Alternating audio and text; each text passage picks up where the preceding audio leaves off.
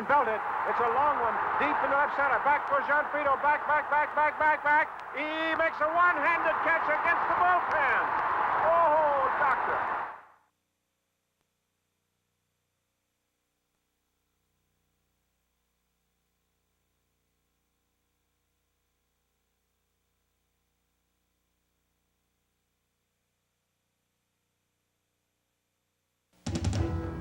The Toronto Blue Jays had reached the summit just 1 year ago. Now, in their quest to return, they featured a new cast. Veteran blood, men who knew how to win.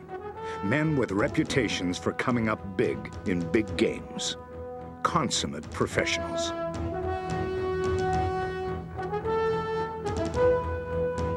As the season went on, they added the most feared leadoff hitter in the history of the game. This savvy leadership meshed with a 24-year-old 19-game winner and a man who flirted with 400 much of the year. They held off one challenge after another and reached their desired goal. And the 1-2 pitch to it. Ground ball for Tony Fernandez. Alomar for one. Oru for two. Double play. That's the ball game. It's a 93-peat. The Blue Jays are champions of the American League East again. In 1992, the Philadelphia Phillies finished dead last in the National League East. Now they were healthy. They were called throwbacks to another generation, a modern-day gas house gang. They had long hair, beards, they jumped out to a big lead, and they had fun.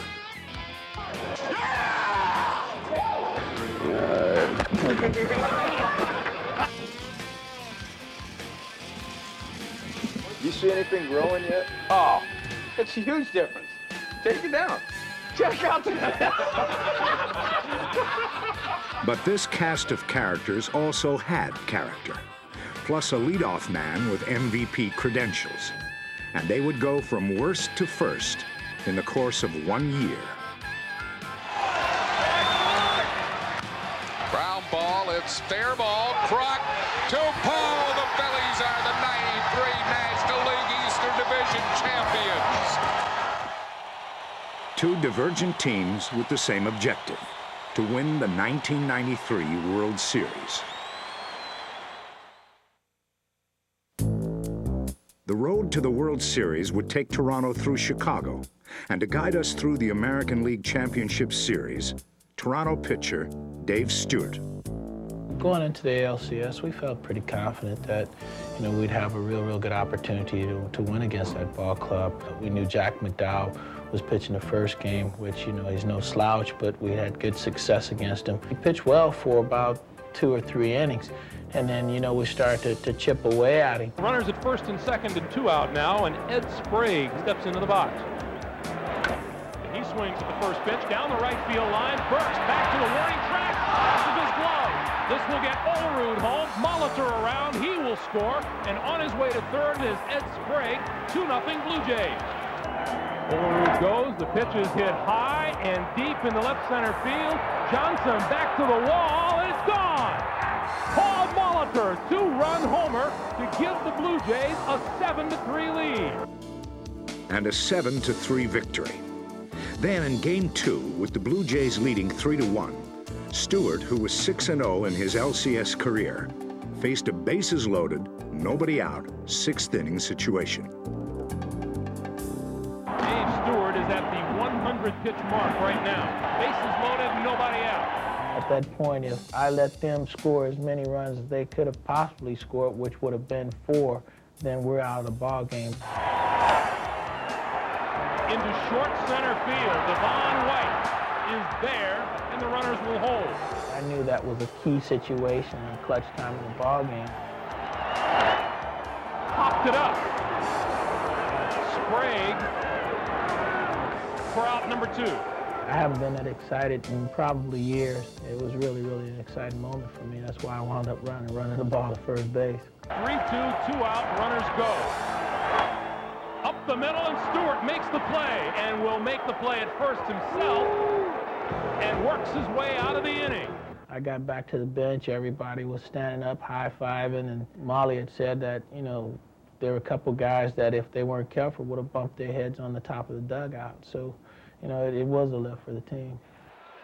But when the series moved to Toronto, Chicago rallied behind Wilson Alvarez to win Game 3. Then captured Game 4 with 4 RBIs and a home run from Lance Johnson.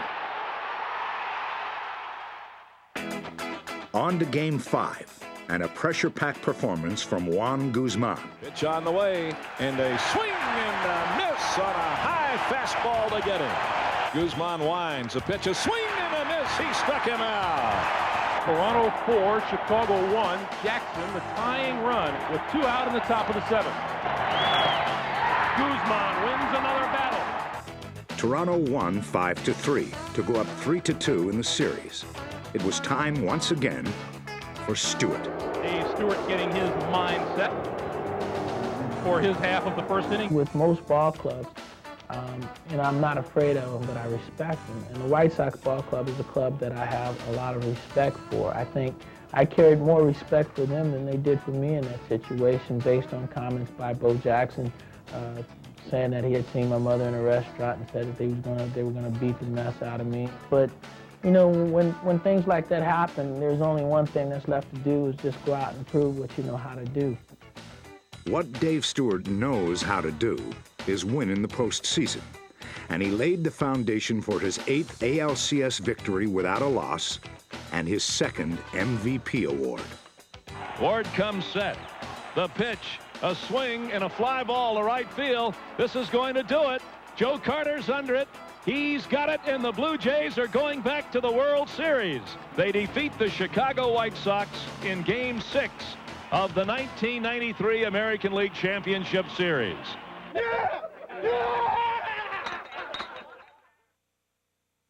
The 2-time defending National League champion Atlanta Braves stood in the way of Philadelphia's quest for its first pennant in 10 years. Here's Phillies pitcher Curt Schilling. Going into the postseason, it was the best team in baseball against a team that backed into the series. We didn't have a chance to beat that club. If you asked anybody but the guys in our clubhouse, it was a no-win situation for us. And we looked at it as, hey, we got nothing to lose. We're going to go out, and we're going to get dirty, and we're going to get bloody, and we're going to play as hard as we can for 7 games. Wind up by Schilling, the 2-2 pitch. Third called strike. Struck him out. 5 straight strikeouts to open the game for Curt Schilling. I was in a situation I'd never been in before. I was nervous, I was anxious. I had to take a lot of deep breaths out there, but it was a situation that I dreamed all my life about, and I don't think I could have ever dreamed up a scenario like it turned out to be. Schilling pitched 8 strong innings, struck out 10, and left with a 3-2 lead. On to the 9th, and on came Mitch Williams, the Philly closer, with 43 saves this year. In to play third base, defensive specialist Kim Batiste. The 1-1 pitch. Swing, ground ball to third. It might be 2.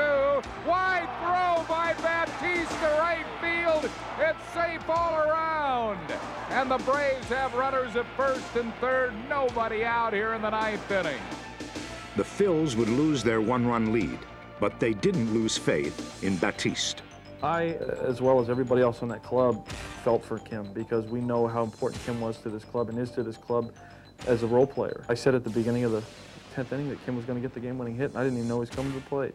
So here's Batiste with Crockett second base and 1 out in the 10th. The 1-2 pitch. Swing, a hard ground ball. Base hit! Base hit! Down the left field line! Crook scores! Phils win! 4-3 on the RBI hit by Kim Batiste. This place is going wild.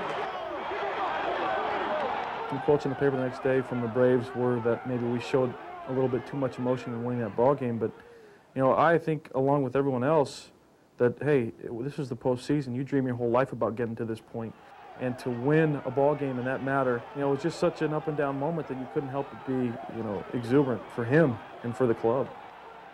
But in the next 2 games, Fred McGriff and the Braves bashed the exuberance right out of the Phillies, who were outscored 23-7 and lost both games convincingly. Trailing now 2-1, with 2 more in the chop shop of Atlanta Fulton County Stadium, no one really gave the Phillies much of a chance. You know, no one said it, no one wanted to come out publicly, but being down 3-1 to the Atlanta Braves is almost like eliminating yourself. Our backs were against the wall being down 2-1 in their place, a club that hadn't lost 2 straight games in almost 2 months. So we knew what was at stake, and I think Danny Jackson pitched the guttiest game I'd have ever seen. Jackson left in the 8th with a 2-1 lead and a hallowed place in Phillies history. He turned the game over to the up-and-down defense and the likewise up-and-down Mitch Williams. 2 men on base and 2 outs. Phil's lead by a run. 1 ball and no strikes to Lemke. Hands are on their feet now. Here's the stretch of the 1-0 pitch. Swing and a well-hit ball to left field. Thompson back. Leaps up and makes a great catch.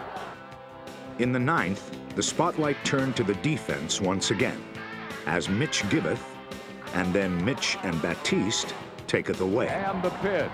Gets the bunt down. Mitch Williams has it. Throws to third. Great grab by Batiste. Nixon is the runner at second base. Lauser at first, and Ron Gant the batter. Here's the pitch. Swing and a ground ball to second. Might be a double play. Morandini tags the bag. Double play. This game is over. On to Game 5, where the Phillies turned to their commander-in-chief, Curt Schilling. Once again, Schilling was masterful, and the Philadelphia defense kept turning up in the most unexpected places. Until, that is, they moved to the bottom of the 9th. For with the Phillies leading 3-0, Batiste once again entered the game, and with a runner on first, he promptly made another error. The call went out for Williams, but which Mitch would we see? 4 batters, a sacrifice fly, and 3 singles later, the game was tied at 3. Atlanta was going wild, and the winning run was 90 feet away with just 1 out, and contact hitter Mark Lemke at the plate. I wasn't watching. I had my head down in the clubhouse, and I heard the fans scream, and then I heard a collective sigh. Line down the left field line. Foul ball. And I heard Sean McDonough say, "Oh, just foul." And I thought, oh, God, we were inches away from possibly losing that series. But Williams struck out Lemke and managed to escape the 9th. Then, in the 10th, Lenny Dykstra. 3-2 pitch, swing and a well-hit ball to deep center field. Nixon back, it's out of here. Home run, Lenny Dykstra. And the Phils have taken a 4-3 lead here in the 10th. It was a lead that 40-year-old Larry Anderson would preserve to send the series back to Philly, with the Phils holding an improbable 3-2 lead. Being up 3-2 going into our place, facing the 2 best pitchers in baseball over the last couple of years, we by no means thought it was over, but we knew we could beat them. And we came to the park that day, and we had a feeling and an air in the clubhouse that something special was going to happen. Phils are 1 out away from the National League pennant. Now the stretch. 3-2 pitch. Swing and a miss, struck him out. Phillies are the 93 National League champions. This wacky, wonderful bunch of throwbacks has won the National League pennant and go on to the World Series. Presenting the 1993 World Series between the Philadelphia Phillies and the Toronto Blue Jays. With an unmasked sense of goodwill, the 90th World Series got underway in Toronto. The ball was in Curt Schilling's hands for Game 1, and the MVP of the NLCS was hoping to continue his postseason success. For Toronto, 14-game winner Juan Guzman took a 40-11 lifetime record into Game 1. But he ran into some first-inning trouble courtesy of the Phillies' leadoff hitter and spark plug, Lenny Dykstra. The center fielder, number 4, Lenny Dykstra. All right, get a little single here. Come on, Lenny! Dykstra is ahead in the count, 3-1.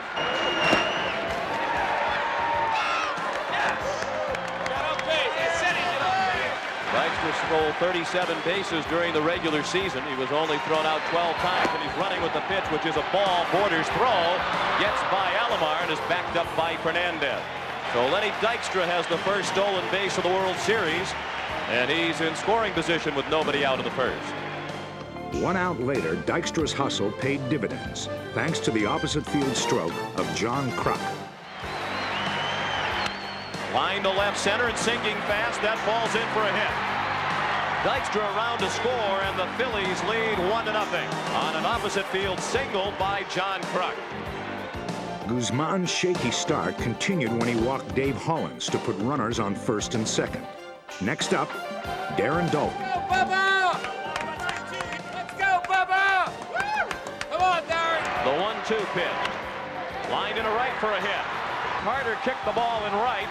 Kruk will be waved around by Bullock, and the Phillies lead 2-0.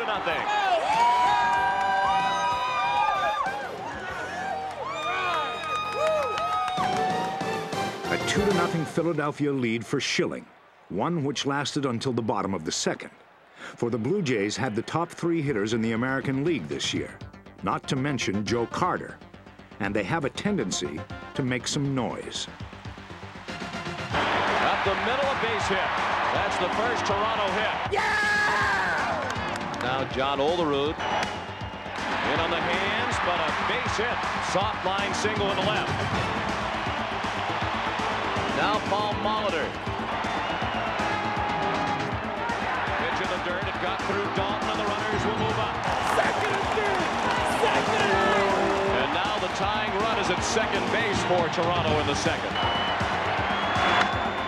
Well hit on the ground, backhanded by Duncan, and safe at first is Molitor. Carter scores the first Toronto run. The Blue Jays would score once more on a fielder's choice to tie the game at 2. Each team added a run to make it 3-3. Then in the 5th, Roberto Alomar showed why he's being mentioned as a future Hall of Famer. And that's a lob down the right field line, and a great catch by Alomar. The Gold Glover with a diving grab of the soft line drive over the head of Olerud. He was almost on the right field line when he made the catch. That ball was real far away from me. And when I saw the ball, I thought I had no chance to catch it. But when I started running behind the ball, and I started kind of getting closer and closer, and I told myself, I have a chance. So I dove, and I caught the ball, and I say, wow, this is incredible play. And a crucial one, as Mariano Duncan followed with a triple off the left field wall, then scored on a wild pitch to put the Phillies up 4-3. The slim Philadelphia margin would be challenged once again in the bottom of the 5th. Devon White had hit 15 home runs this year, but rarely did he ever stop to watch them leave the field. A bullet to right.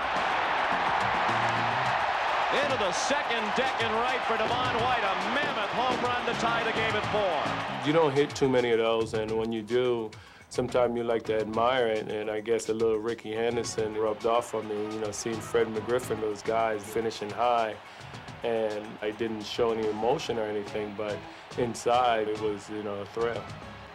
As Devo whipped the crowd into a frenzy, Schilling quietly reflected on the pitch. With the score now tied at 4, Al Leiter made his first World Series appearance in the top of the 6th. The Phillies promptly threatened, and the Blue Jays had to call upon their blue ribbon defense. Runners at first and second with 2 down. 4-4 the score in the 6th inning. Here's Duncan. Leiter has given up 2 hits and a walk in the inning. Duncan up the middle. Alomar, great play to keep it in the infield. He lost the handle, but Stalker was diving back into third head first. I knew I had a shot to knock the ball down. I don't know if I could have got the ball and throw the guy out, but I knew I kind of have a chance to knock the ball down and stop the guy on third base. And I'm glad that I did, because it stopped them from scoring a run, and it stopped them for getting a big rally in that inning. With the bases now loaded and 2 men out, Leiter faced the turning point of the game. His mission? Neutralize John Kruk. Put him down, Al! Put him down! 3-2 pitch and the bases loaded, 2 outs. All the runners will be off with the lighter delivery. The runners go, and Kruk strikes out.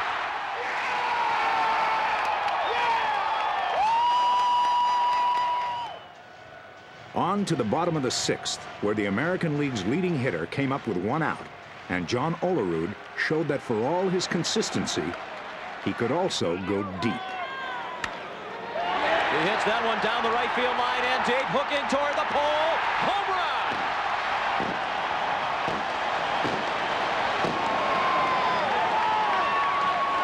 John Olerud gives the Blue Jays their first lead of the night. It's 5-4 Toronto.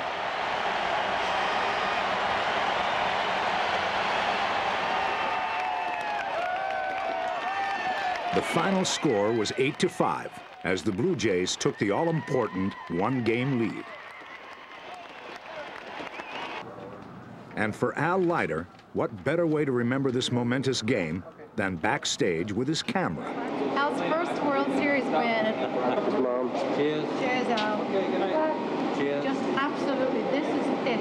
Oh, that's the game ball. This is the game ball. What is The it? ball that struck out Kruk. Yes. Crook. You know Kruk? John Kruk? Game 1, World Series, got the win. Beautiful. With 1 game in the bag, the focus shifted to Game 2, where Dave Stewart took the mound for the Blue Jays. For the Phillies, it was Terry Mulholland, the '93 All-Star Game starter, who was getting plenty of support from his #1 fan, his father, Terry Mulholland Sr. No, my son's pitching for the Phillies. Oh, really? Yeah. Right now? Terry Mulholland. Yeah. I knew this. Yeah. I knew there was something. With the Not first bad. pitch, it was hard to tell who was more nervous, father or son. Mulholland's first pitch skipped by Darren Dalton. How nervous do you think he is? No?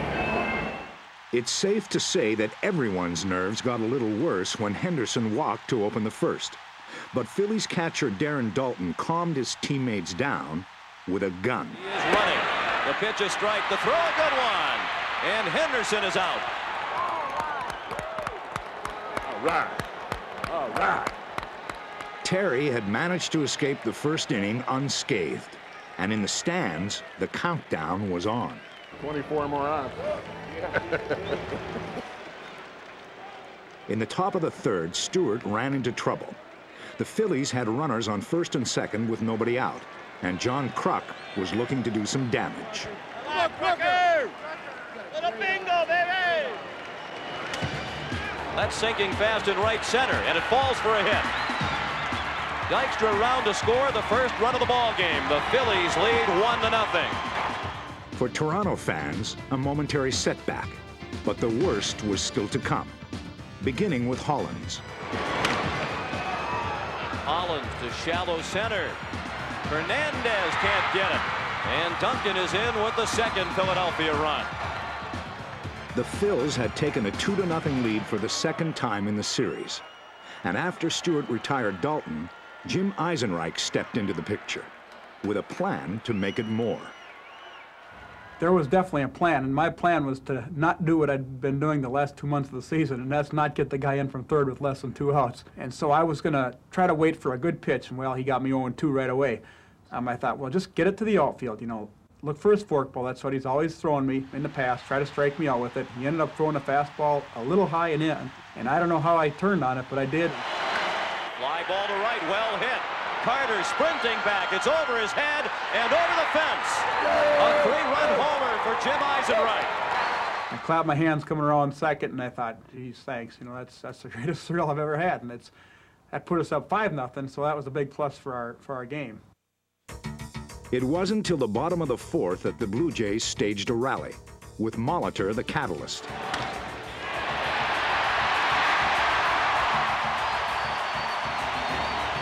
Next up, Joe Carter in a long ball state of mind.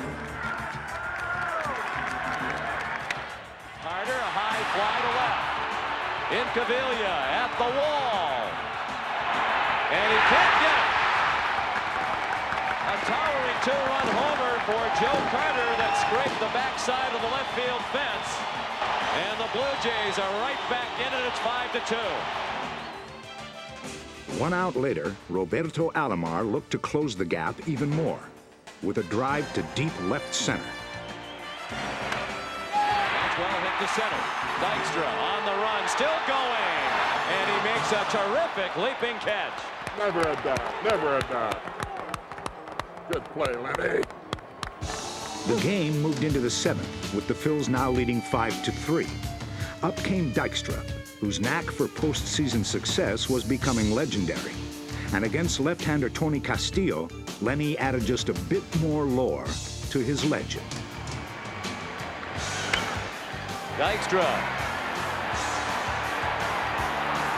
Home run into the Philadelphia bullpen. Dykstra's 7th career postseason home run put the Phillies up now 6-3. But these Blue Jays weren't about to roost for the night. And in the bottom of the 8th, Paul Molitor once again struck the match.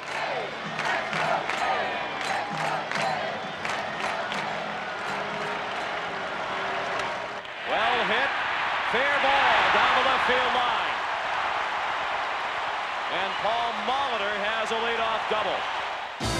Fregosi called on the wild thing, Mitch Williams, for his first appearance in a World Series.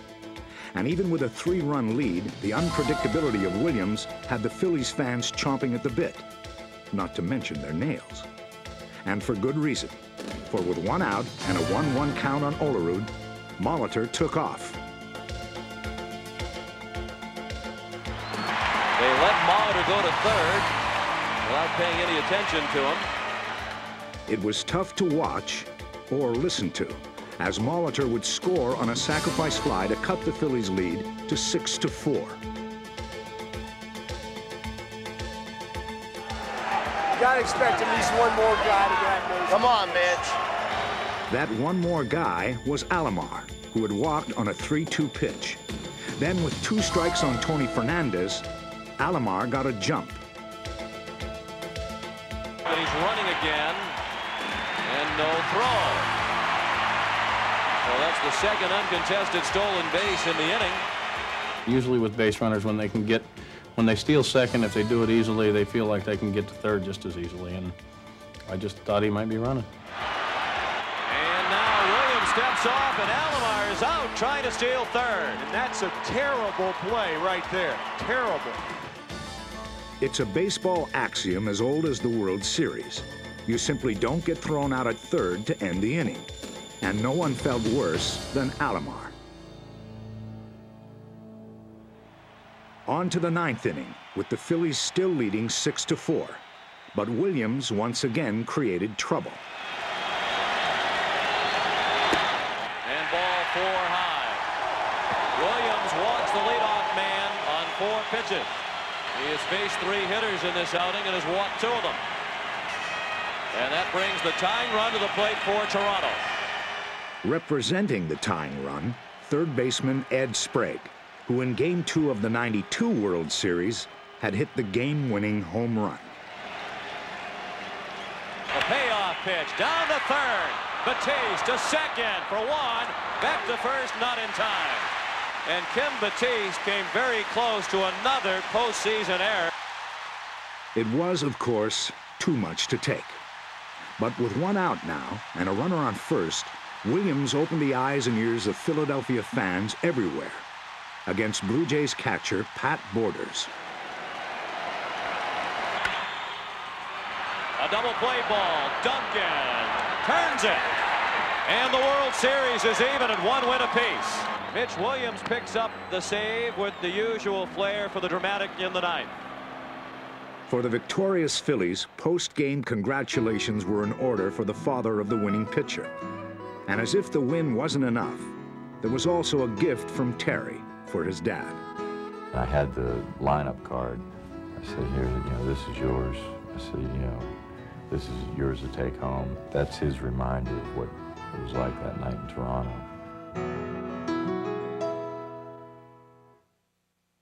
Hi, babe. Today is the 19th. This is the opening night at Veterans Stadium for Game 3. The games are tied up 1-1. We're in Philadelphia. And we're in the Philadelphia Marriott. This room, it's kind of small, but Kind of happy with it. We have a nice view. That's the Schuylkill River. Philadelphia is the home of Tasty Cakes. Home of Tasty Cakes. We got a nice Pretzels. couple of pretzels. Tasty Cakes. And the city of brotherly love, they claim. Yeah, but that's where Rocky runs up and down, right? Isn't that the museum? Going straight ahead is the building, yeah. Yo, that's the Rocky building right there. What is that? But the most popular landmark in Philadelphia this day was Veterans Stadium. And at the Vet, the talk of the town was Cito Gaston's decision to bench John Olerud, the American League's leading hitter, in favor of Molitor. It was Danny Jackson's first time back on the mound at Veterans Stadium since a late-night pennant celebration left him and the city pumped up. Pump me up, Danny! Pump me up! But the only thing pumping in the first inning were the Blue Jays' legs, as Ricky Henderson led off with a single, and Devon White followed with a walk. The fear of every Phillies fan was realized soon enough, as Molitor silenced any and all critics of Cito's decision to sit Olerud right off the bat. Sinking fast in right center and in for a hit. And on the wet turf, it scoots past Eisenreich to the wall. Henderson is in. Devon White is in. And Molitor has a triple. Molitor helped Toronto take a 3-0 jump on the Phillies, the perfect formula for 19-game winner Pat Hentgen. But Hentgen ran into some first-inning trouble of his own as he faced Mariano Duncan after striking Dykstra out. Base hit. That's what the Phillies want to do, get the crowd back into the game. And Kruk put the spotlight back on Molitor at first. Base hit past Molitor. Duncan on his way to third. Carter overran the ball, and Kruk moves into second. It was second and third and one out, and I really needed a strikeout there because a sac fly or ground ball's going to, score a run. And, we got a 3-run lead, and I go out and get myself in a jam right in the bottom of the first. Worst thing you can do. But fortunately, I got 2 strikes on him right away, and then I made a good quality pitch up and in with a fastball, and he swung through it. The 1-2 to Holland. Strike 3. He tied him up with the high inside fastball for the second out of the inning. Both have come via the strikeout. The base hit scores 2 runs. We drove in 105 runs during the regular season. And I told myself with an open base, I'm going to throw a high fastball, and if he takes it, I'm going to walk him and go up to the next guy. And many of the fans on their feet. The payoff pitch. He struck him out. Oh, come on. Having squandered a golden opportunity to score, the Phillies spent the rest of the night watching Molitor add to his Hall of Fame credentials. That's well hit to left. Incaviglia watches it go. Home run, Paul Molitor. So playing first base agrees with Molitor. A 2-run triple in the first. Molitor's heroics and Olerud's gracious understanding were the subplot to Toronto's 10-3 win. But with a 2-1 lead, Toronto also diffused any controversy over who's on first. I just put my arm around John and said, hey, for whatever reason, we're in this situation, this predicament, and thankfully Plan A has worked. I said, your turn tomorrow. Let's make Plan B be just as successful. Plan B had Molitor at third base for Game 4, with Olerud back in the lineup at first. But for Phillies starting pitcher Tommy Green, it didn't much matter who was playing, for it was obvious that things were not going to go his way. He walks Molitor on 4 pitches, and the Blue Jays lead 1-0. Well hit, base hit. White is in. Carter will score. And the Blue Jays, for the second straight night, have taken a 3-0 lead in the first. A 2-run single by Tony Fernandez. But a funny thing happened to the Phillies in the bottom of the first. They patiently waited out 4 walks against Toronto starter Todd Stottlemyre. That made it 3-1. And with the bases loaded and 2 men out, it brought Milt Thompson to the plate. 2-2 with 2 outs and the bases loaded. 3-1 Toronto in the first. In the air to center, Devon White racing back at the wall, can't get it. Hollins has scored. Dalton is in. Here comes Eisenreich. Thompson is at third, and the Phillies lead.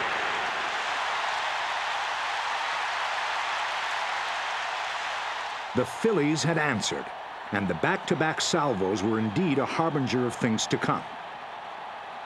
Still, any momentum Philadelphia might have gathered disappeared in the top of the second, when Tommy Green somehow walked Stottlemyre, who was making his first major league at-bat. The base paths were virgin territory for Stottlemyre, something that became painfully evident 2 outs later. Chopped up the middle, base hit. Stottlemyre around second, and he'll try for third after hesitating. Stocker's relay, out at third. This is the most aggressive base running by an inexperienced base runner that you will ever see. The tag is hard, but it appeared that he scraped his chin going over the bag. As I was approaching second base, I was slowing down and on my way to stop at second base, but I looked out to center field and seen Lenny, and I thought he was breaking it down, didn't expect me to go, and next thing I know, I'm taking off, and my jacket ballooned up full of air, and I looked over my shoulder to see if he was throwing through or hitting the cutoff man, and when I seen him hit the cutoff man, I knew I was in trouble. So from there and into the slide, and everything went black, and I don't have any idea what happened after that. All I remember was Cito saying that, "Get lighter up," and I remember shaking my head saying, "No, I ain't coming out of the game." Well, maybe he should have, as Todd, with a new look, returned the favor to Tommy Green.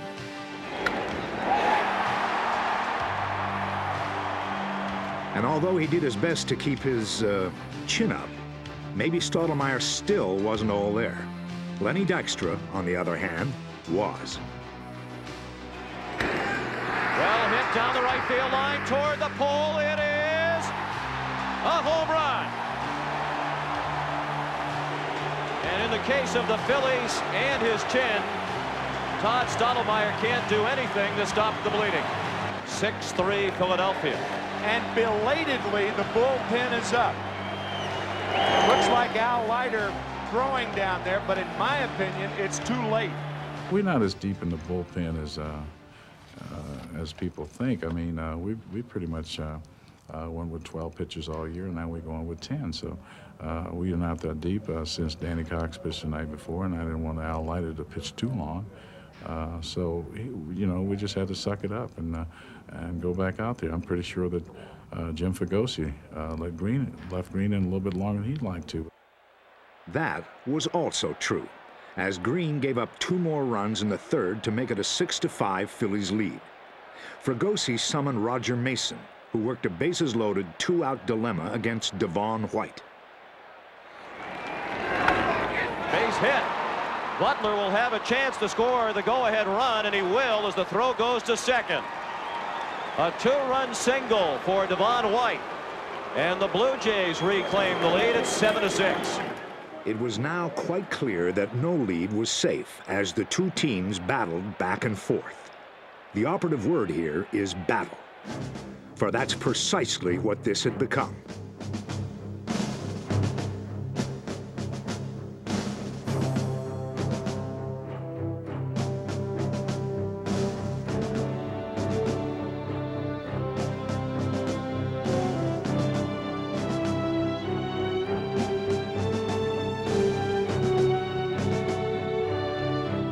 On to the 5th, tied at 7. A bunt and a good one. Molitor, not in time. Phillies catcher Darren Dalton.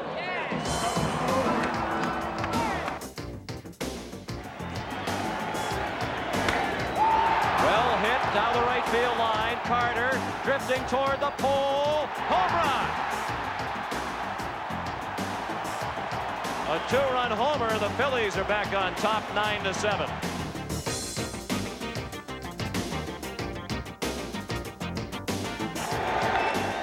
And Eisenreich bunts the other way. A good bunt. Alomar can't make the play. Down the left field line. Milt Thompson has a hit. Eisenreich streaking toward third as Henderson plays it. He's waved around. Eisenreich will score. And the Phillies lead 10-7, a double for Milt Thompson. Was a drizzle all night, is now a very steady and significant rainfall. He's been on base all 3 times tonight and has scored 3 times. He walked, stole second, and scored in the first, and a 2-run homer the second. Just missed a home run with a double off the wall and right in the fourth and scored again. And he hits one deep to right. Forget about it. Way out of here.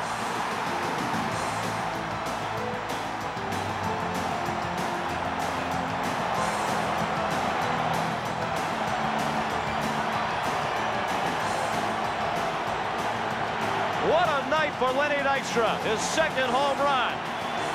He's driven in 4. He scored 4 times. And the Phillies lead 12-7.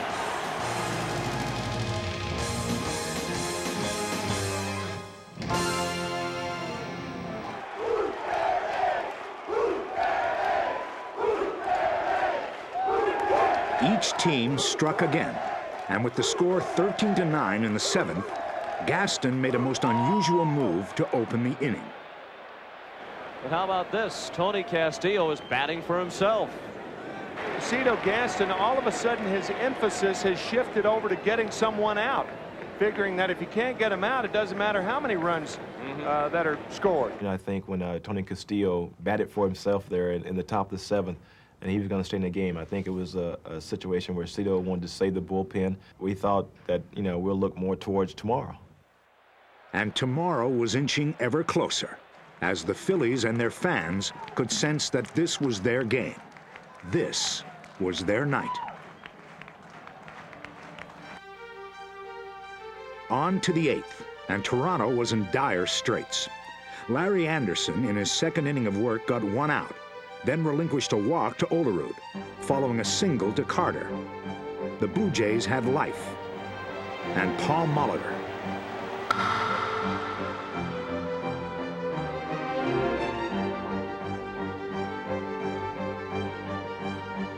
And the Blue Jays are in double figures. It's 14-10.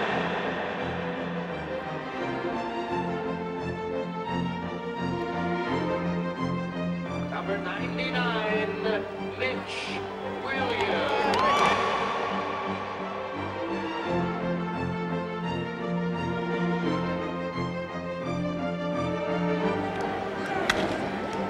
Base hit.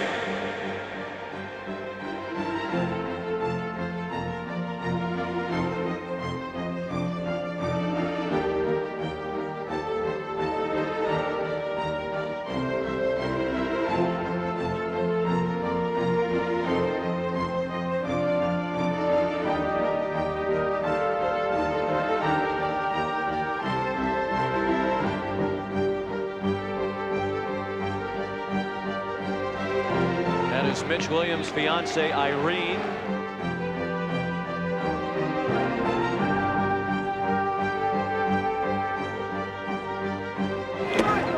Three balls and 1 strike.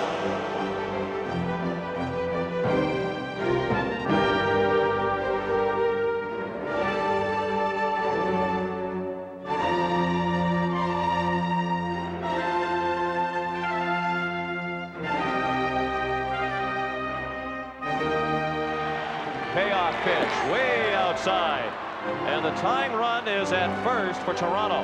The go-ahead run will come to the plate, and Ed Sprague is going to bat for the pitcher. 0-2,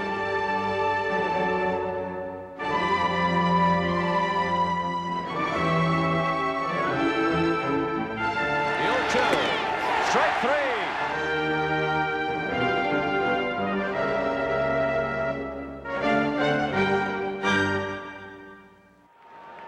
A classic moment for Ricky Henderson. 14-11, bases loaded, 2 men out. The 1-1. Line to center. Dykstra can't get it. 2-run score. And the Blue Jays are within a run. It's 14-13. Ricky Henderson has silenced his critics in the last 2 games. Those are his first 2 runs batted in this World Series. The Blue Jays were on the verge of erasing their second 5-run deficit of the night. Now, Devon White looked to finish off the miracle comeback. And in the shell-shocked Philadelphia stands, one last hope that Williams would prevail. Little looper, long run for Dykstra in right center, can't get it. Borders around with the tying run. Henderson to the plate with the go-ahead run. 15-14 Toronto.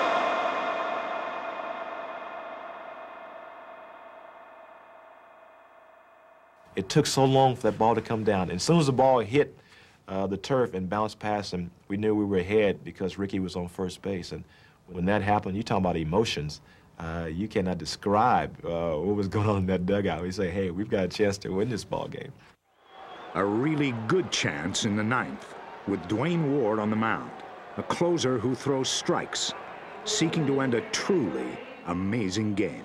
High fly to center. It'll stay in the park. Devon White makes the catch. And the Toronto Blue Jays have won the highest scoring game in postseason history.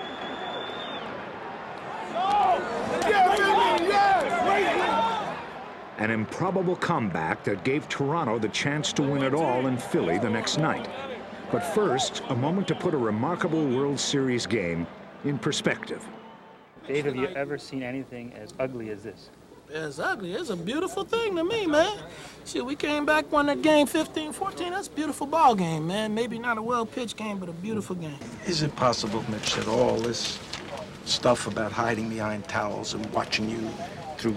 Nothing is affecting me on the mound. That's all you people. It has nothing to do with the way I approach the game or the way I'm going to pitch. I don't care what anybody else does when I'm on the field. I go out there, I have a job to do, I try and do my job. If I don't do it, I'll come back tomorrow. But don't start trying to make excuses for me because I'm not looking for any. As Philadelphia drowned its sorrows with painful recollections of what might have been, everyone was searching for answers to the longest and maybe the wackiest World Series game ever played. It just wasn't a pretty game. I mean, not the way you picture a World Series to go. You know, you always dream of playing in a World Series, but then a game like that makes you wonder why. The Phillies now trailed the series 3-1, and their last hope rested with the superhuman arm of Curt Schilling. But the team, its fans, and everyone else had to wonder just how long Schilling could go. How do you plan to use Curt Schilling tonight? Are you going to let him go till his arm falls off? Most likely. But not only was Schilling being asked to risk life and limb, he also had to win.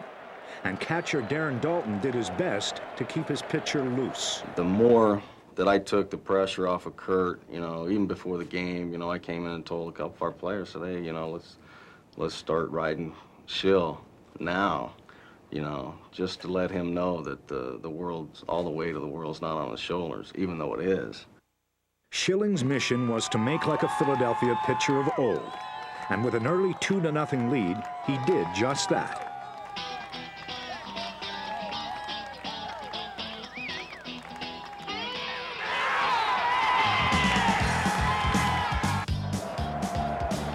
Alomar runs on the 3-2 pitch. It's strike 3 and a double play.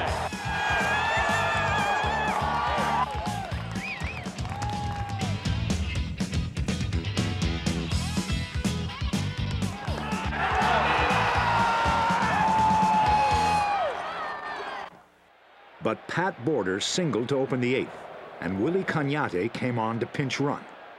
Fragosi's prophecy was coming true. He was sticking with Schilling till that arm did fall off, or at the very least, till he saw what happened against pinch hitter Rob Butler. There's a base hit.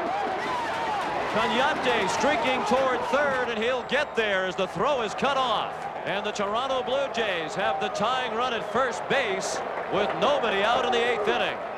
And now Ricky Henderson. I think what Jim Fregosi is saying, that unless the Blue Jays take the lead, Curt, it's up to you. It's all yours. Off the glove of Schilling. He'll try the plate. Cañate in the rundown. Daulton.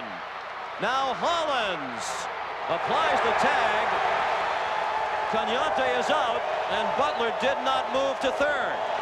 So it's first and second for Toronto, and now one out in the 8th inning. Schilling then struck out White for the second out of the inning. He was 1 out away from completing his most courageous inning all year, but he still had to face the amazing Alomar. 2 outs, the situation still presents itself that if a hit is a run. I didn't have a lot left, but the crowd was on its feet, and it gave me, I think, the extra energy I needed to get through that at bat. The next pitch will be the 30th of the 8th inning for Schilling. On the ground to second. Duncan throws him out.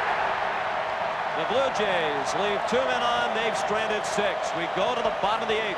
2-0 Philadelphia. Now there was no question.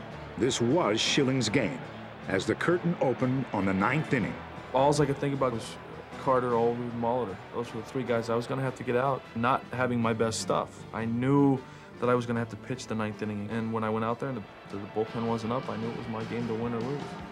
Still throwing in the 90s, Schilling was superb. With a pop-up and a ground-out, Carter and Olerud fell by the wayside. The Blue Jays' last gasp was Molitor.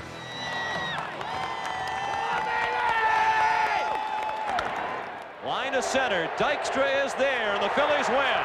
A brilliant 5-hit shutout for Curt Schilling. The memories of 32 hits and 29 runs were gone in an instant. This was a World Series game, and now the series was going back to Toronto, thanks to Schilling.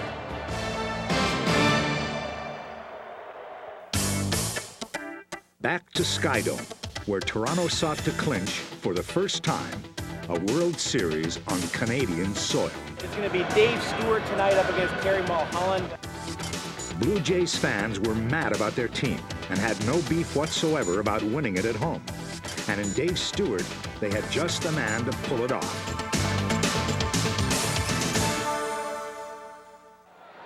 The Phillies countered with Mulholland, still struggling somewhat following a late season injury. And with 1 out in the first, Terry walked Devon White, a move that begged for trouble, with Molitor thinking just right. Mulholland basically the first game pitched me almost every pitch he threw me was away. And I knew that with the runner on first, I had a big hole to shoot for on the right side. Thankfully, I got a little bit more than that. Molitor to right center, well hit. Eisenreich on the run, looking up, it's off the wall and a hop. White speeding toward third. He'll come around to score. Molitor into third with a triple. And the Blue Jays lead 1-0. It was a good way to start because we're coming off of a shutout. We want to put some runs on the board early for Stu to work with, and sure enough, Joe comes with a sac fly. We get the double from Olerud and the single from Alomar. Right back to another 3-run first inning, something we did a few times in the series. A few too many times if the Phillies had a say. But the 3-run first inning had electrified the Skydome crowd, and they had their 14-carat pitcher on the mound, who, by the way, was shutting the Phillies down. Stewart held a 4-1 lead into the bottom of the 5th, and as the Blue Jays came to bat, a prophetic chant arose from the fans for their designated hero. The designated hitter, number 19, Paul. Okay, Paul! MVP! MVP! MVP! Molitor reducing the likelihood of a Game 7 somewhat with a tremendous blast into the second deck and left.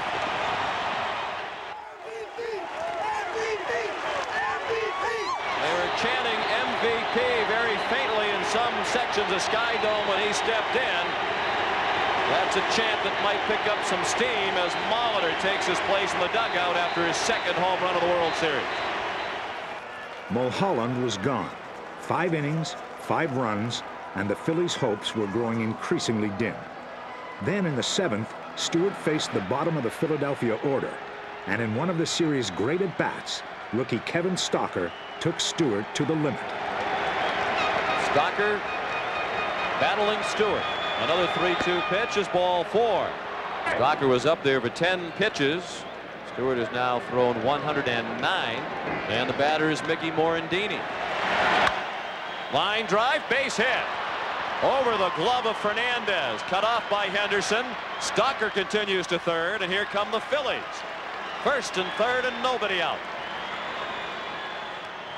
But he's got this uncanny ability to get himself out of jams. Oh, come on.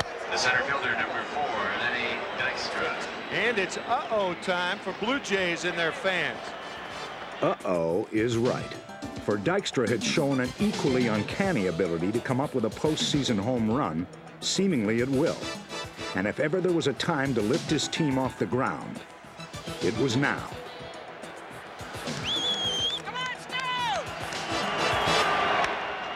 Well hit to right, way back, and that one is way out of here. Second deck home run for Lenny Dykstra. And all of a sudden, it's a one-run game, 5-4.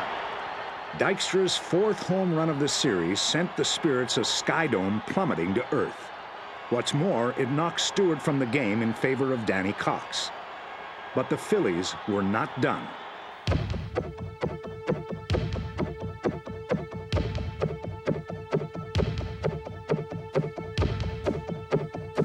Duncan sinking past in center. The tying run is on for Philadelphia. Now the 2-2 with Duncan running his ball 3. The throw. Safe. Tying run at second. Full count on Hollins. The payoff pitch. Up the middle, a base hit. Duncan waved around, and he will score. 5-1, and now we're 5-all. Surprises me. You have two left-handed batters following Dalton. If you're not going to use Leiter now, why is he throwing? I guess you're just playing a hunch. Cox, he's familiar with those guys, and the last time he faced him, if I'm not mistaken, he struck out 3 of them. I just wanted to go with Cox and see what happened. It didn't work out. Oh, he rocked him. I don't believe it. That puts the go-ahead run in scoring position. High chopper could be a big problem. It will be. Everybody's safe. Bases full of Phillies with 1 out. The Blue Jays fans had seen enough, and so had Cito, who called on the left-hander Al Leiter to pitch to Thompson. But Fregosi had a move of his own and countered with Big Pete Incaviglia. Leiter pitching on his 28th birthday. And Incaviglia drives one to center. Deep enough to bring the go-ahead run in for Philadelphia. Hollins comes to the plate to make it 6-5 Phillies.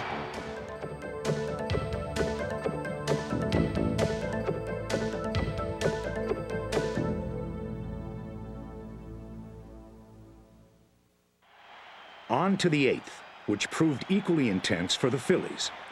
Anderson came in with 1 man on and loaded the bases with 2 men out. Now all he had to deal with was last year's series MVP, Pat Borders. The 1-2 to Borders is a pop-up. Mickey Morandini wants it. And he makes the catch. The unflagging spirit of Toronto fans was beginning to wane. But there was a bright spot to the 8th. Well, at least we got top of the order up next inning. The mini rally we had in the 8th inning was very good because it got us back to the top of the lineup. Had we not had that rally, then we probably would have been starting off with the number 7 hitter instead of starting off with the number 1 hitter. Maybe not the best number 1 hitter in this series, but certainly the best of all time. And just as the Blue Jays went with their best, so did the Phillies counter with theirs. We knew that something, I don't know what it was going to happen.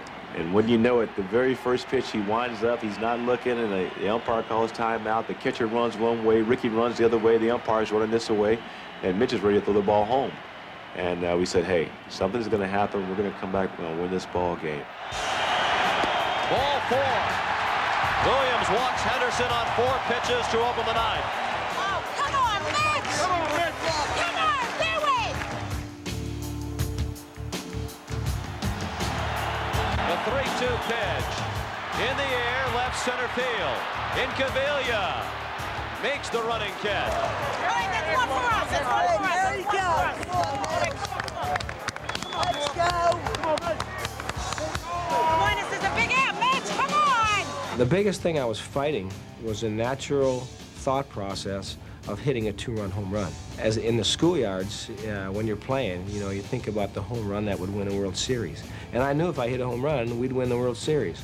But that's not percentages. And so my biggest thing going up in that bat was, don't look for that one pitch to hit out of the park. Look for a pitch to hit hard to keep the inning going. Line into center, falling fast to hit. Third of the night for Molitor. Henderson stops at second. Let's keep it coming. Let's keep it coming. So the tying run is at second. The run that would win the World Series is at first, and Joe Carter is the batter. Oh, I got a headache.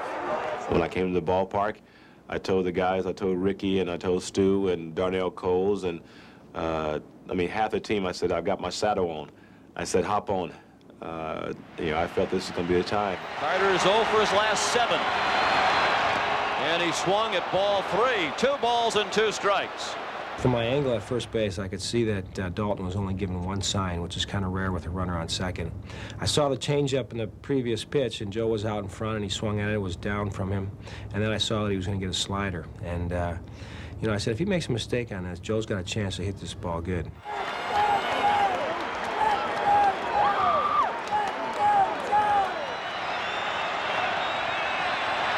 Now the 2-2. Well hit down the left field line. Way back and gone!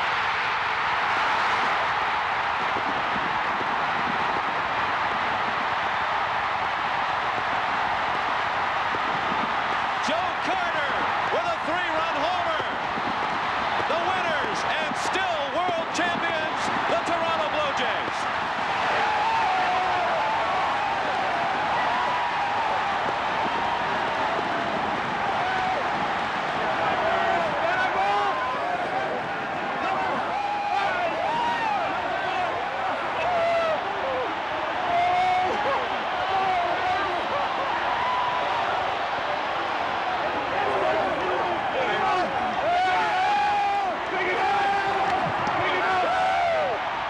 I saw Dave Henderson hit his home run against the Angels. Kirby Puckett hit his home run against the Braves.